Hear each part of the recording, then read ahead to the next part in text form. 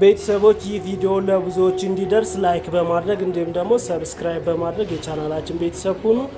አሁን ወደ ግድቡ እየወረድን ያለነው እዛ ጋር ብዙ ነገር እናሳያቸዋለን እስከ መጨረሻው ድረስ። እንዲሁም ደግሞ ወደ ቤላ አቅጣጫ የወንዝ ዳርቻውን ተከትለን እንጓዛለን። እዛ አካባቢ ያለው ድባብ በጣም ይለያል።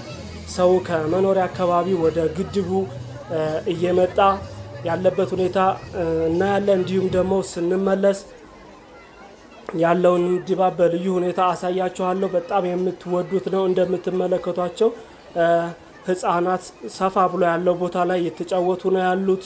እዚህ አካባቢ ቢራቢሮ አለች፣ እዛም ጋር ፎቶ እየተነሱ ነው ያሉት። ይህ በግድቡ በቀኝ በኩል ያለው ነው። እንዲሁም ደግሞ በኮከበ ጽባህ ትምህርት ቤት በኩል ያለው ፋውንቴን አለው። ፋውንቴኑ የሚሰራው ከባህሩ ከግድቡ ውሃ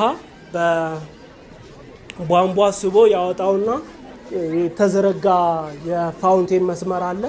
ያንን ፋውንቴኑ ይሰራል በዛ አማካኝነት ማለት ነው። ሲመሽ ደግሞ ላይት አለው የሚያምር ድባብ ነው። በኩል ያለው ከዛ የጀልባ መሳፈሪያዎች አሉት። እንዲሁም ደግሞ አሁን እያየነው ያለነው ደግሞ የህፃናት ቢች ነው። አሸዋማ ቢች ነው። እዚህ ጋር ህፃናት የተለያዩ ቅርጻ ቅርጾች እየሰሩ ከሌሎች አካባቢ ከመጡ ህፃናት ጋር ተገናኝተው አንድ ላይ ጓደኝነትን ፈጥረው የሚጫወቱበት ቦታ ነው። እንዲሁም ደግሞ ወላጆቻቸው ዳር ዳር ላይ ቆመው ይጠብቋቸዋል። ቤተሰቦች በጣም ልዩ ድባብ ነው። ስለዚህ ብዙም ገለጻ የማይፈልግ ነው። በጣም ትወዱታላችሁ። ኢንጆይ አድርጉበት። አመሰግናችኋለሁኝ። ላይክ ካላደረጋችሁ ላይክ በማድረግ እንዲሁም ደግሞ ሰብስክራይብ በማድረግ የቻናላችን ቤተሰብ ሁኑ።